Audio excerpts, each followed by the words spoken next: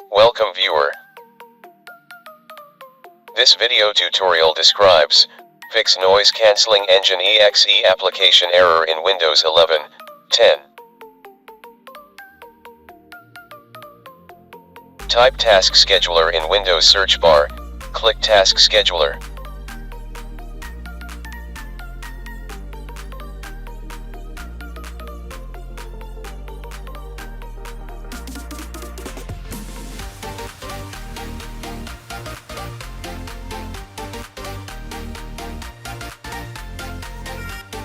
Select Noise Cancelling Engine, click Disable.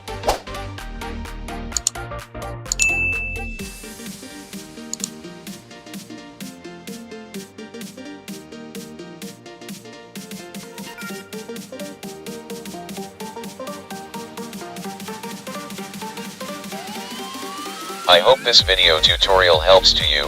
Please like, share and don't forget to subscribe my channel. Thank you very much.